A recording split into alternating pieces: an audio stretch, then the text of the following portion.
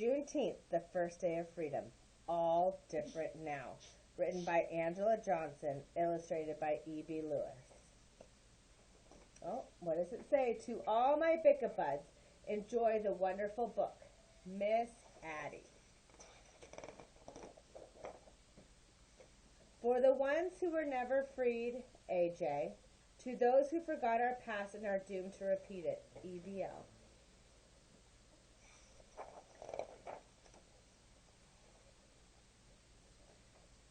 A June morning breeze off the port blew the smell of honeysuckle past the fields, across the yard.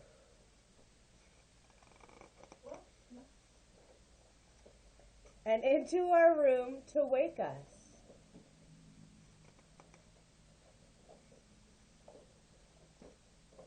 And nobody knew, as we ate a little, talked a little, and headed to the fields as the sun was rising, that soon it would all be different.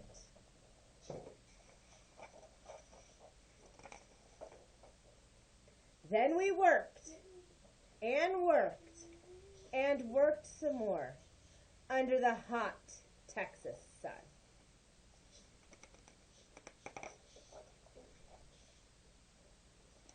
Until word spread from the port to town, through the countryside, and into the fields.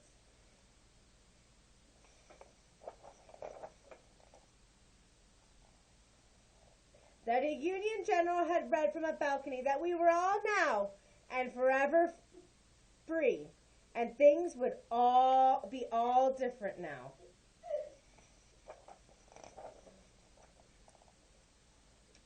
I watched as my Aunt Laura sang as she held her baby.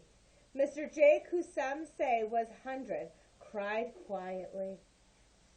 And a group of grown people bowed their heads and whispered things to each other I could not hear.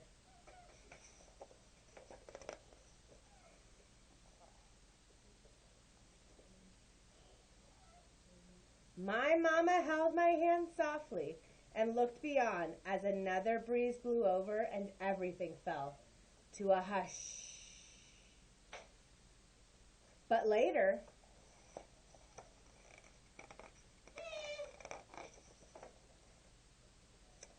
Papa, Mama, and aunts and uncles and all of my cousins had an afternoon picnic by the water. My baby brother crawled round our blanket as we listened to the sounds of the waves.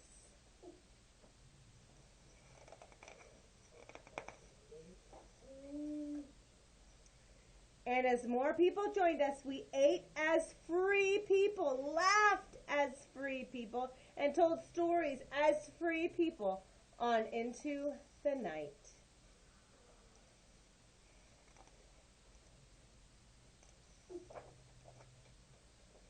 What was before would be no more.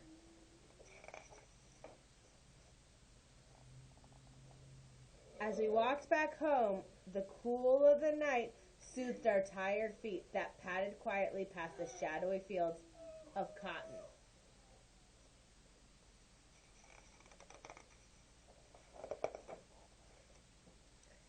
And in the morning, the smell of honeysuckle will wake me again, beside my sister and brother, to a time that will be, for all of us,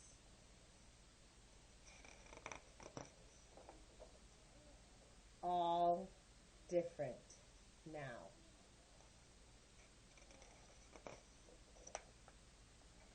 All right, we're going to read the author's note. As a small child visiting my grandmother's home in Alabama, I used to gaze enraptured at a large selfie photograph under the curved glass frame of a woman in white sitting placidly in a chair and a tall, serious-looking man standing beside her. They were my grandmother's parents, and they had been born slaves. At first, my great-grandparents were just long-gone strangers who watched me through time.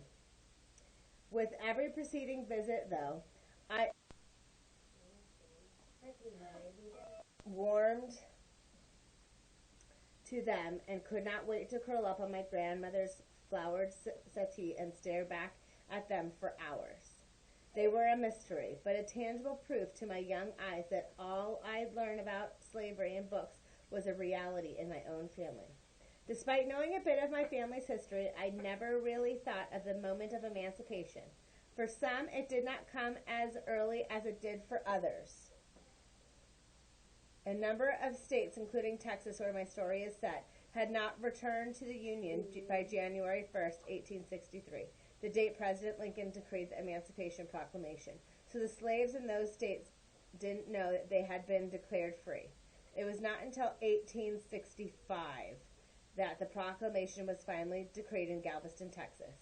Juneteenth, commemorated on June 19th, is a celebration of that event, with Texas widely believed to be the first state to observe it. Today, more than 40 states recognize Juneteenth in some way. I'd love to know how my great-grandparents celebrated when they were told they were free, but the tale has been lost to time, so I can only hope that this one will do. Illustrator's notes. While trying to visually translate this beautifully poignant story by Angela Johnson, I found myself on a roller coaster of emotions, a ride that actually began several years earlier while reading Ralph Ellison's novel, Juneteenth. This was my introduction to a piece of American history that inspired further research, so I viewed hundreds of old photographs and read many books on slavery. What I learned both ingrained and thrilled me. I alternately felt despair and jubilation, grief in the face of man's devastating inhumanity to a man, and joy for the resiliency and beauty of the human spirit. I tried over and over to imagine what it must have been like to be a slave receiving the news of emancipation, to be given freedom for the first time in your life. Wouldn't that be truly awesome, but also somehow surreal and dreamlike? I imagine that all things familiar and ingrained must have suddenly seemed alien and strange. But all my attempts pointed to the same stark conclusion. It's simply impossible for a contemporary American of any color to pull himself squarely in the shoes of 19th century slaves.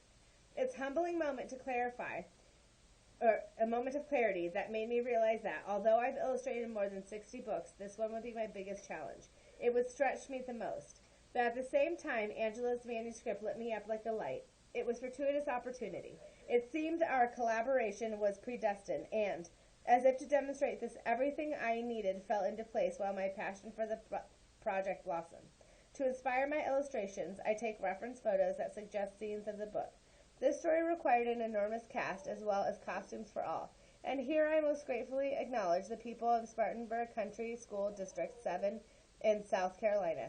After a school visit I did there previously, I knew it was a perfect location for taking these photos.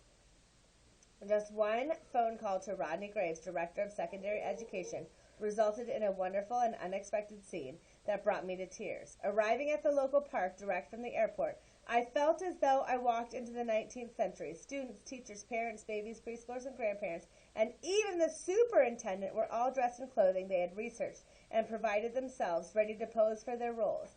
After an entire day of photographing, the fun and the easy part was done. Now came time to translate my experience into paint. The cumulative effect of all that I had learned, including my reference photos, forced a wider view of this fateful event. So I tried to capture the whole mood of the day in shades of gray, rather than just black and white. Under a pale sky, I illustrated not just jubilation and celebrations, but expressions of repose, disconnect, surprise, and contemplation. I hope this book will act as a beacon that shines its light on a dark corner of our country's history and lays bare in its collective denial. Once all the darkness is illuminated, the deeper healing can occur and better assure our children's future, a future where all people wholeheartedly embrace and happily celebrate our differences. E.B. Lewis. Important dates. We'll do this in another video.